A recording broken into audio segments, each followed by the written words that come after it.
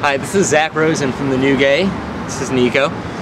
We're here in the Adams-Morgan neighborhood of Washington, D.C., looking for a little understood specimen in the gay community. I am, of course, referring to straight people. I think a lot of you might have questions about straight people. Do they have horns? Do they really eat babies for breakfast? And we don't know if they're as scary as all that, but it might be time for us to better understand them. So with that in mind, we're going to introduce a new segment here on TNG called Talking to Straight People. Come with me, let's see what they have to say. These are my new friends in very good sports, Michael and Erica. And Michael and Erica, I have a quick question, which is, how do you feel about the recent straight marriage ban in the state of Texas? They banned straight marriage in Texas? Well, it doesn't make a whole lot of sense, I guess. Why not? Well, I don't think banning any marriage makes a whole lot of sense. So, I mean, if they did it intentionally, they're banning, what are they doing with existing marriages in Texas? That's a good question. Texas recently banned gay marriage, but the language they use in the constitutional amendment actually bans all marriage. No. So my question to you guys is how you would feel about your straight marriage rights being infringed upon in the state of Texas. I'm pretty indifferent to it. Pisses you off? I'm mad as hell, and I ain't gonna take it anymore. Why are you so angry about this? I don't know, it seems like they shouldn't infringe on my rights. Your right to get married? Right.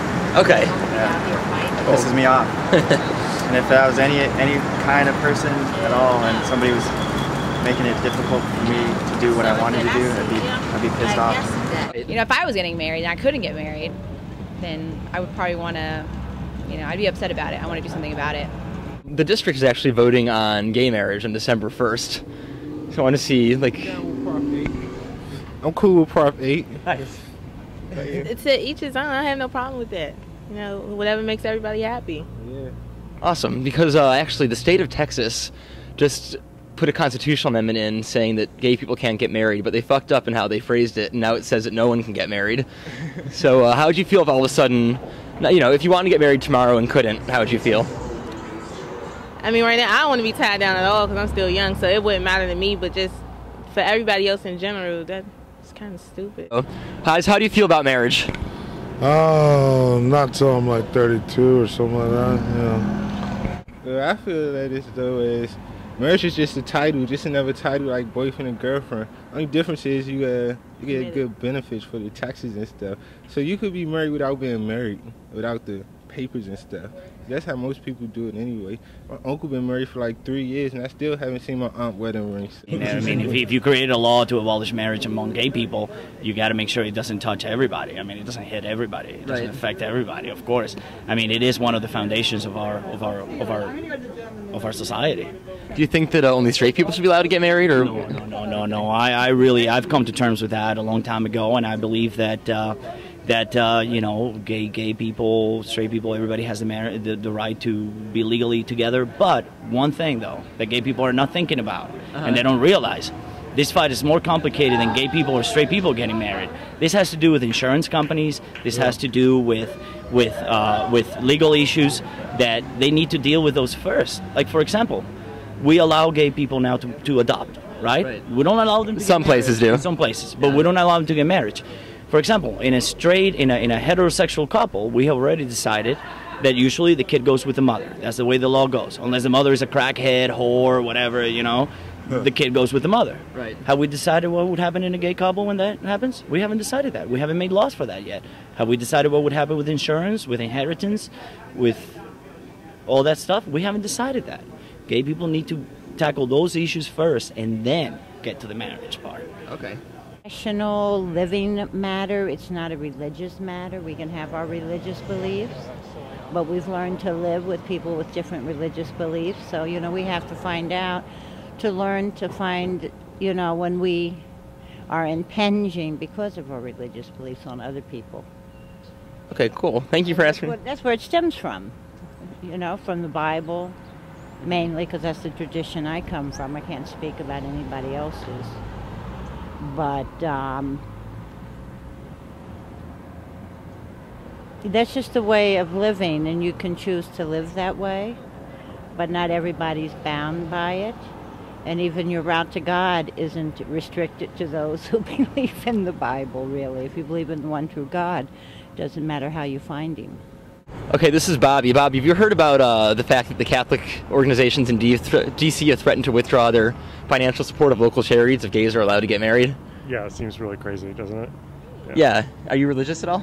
I was an Irish Catholic. grew up Irish Catholic, so I am still spiritual, but not Catholic anymore. When did you part ways? 13. Okay. And what caused it?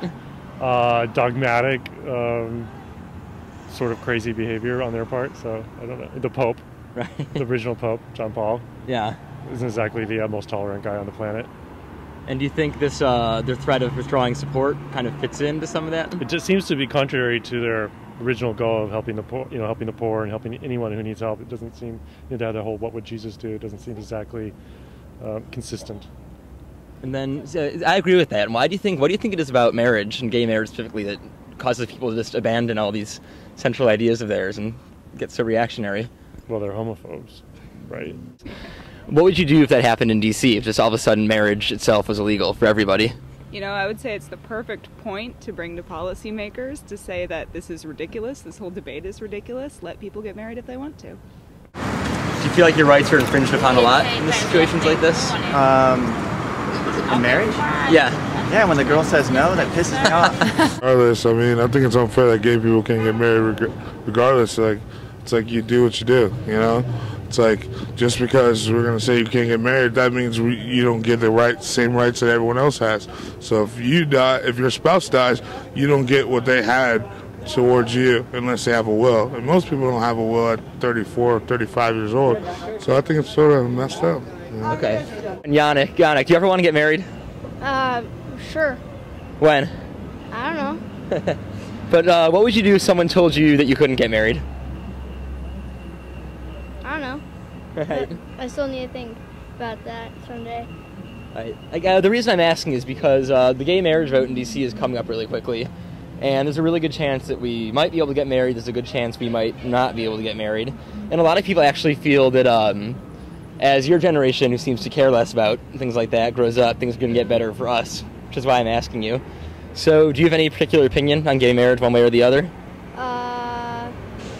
Well, I mean, if they're happy, then let them be happy. But so if I were someone, I wouldn't let their happiness get taken away. Cool. Thank you.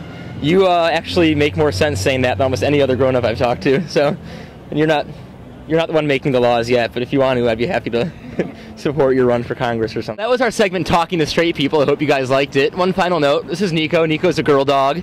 This is our friend Velo. Velo's also a girl dog, and I dream of the future someday when Nico and Velo can go down to Doggy City Hall, no matter where they live, and get doggy married. That's what equal rights are. So thank you.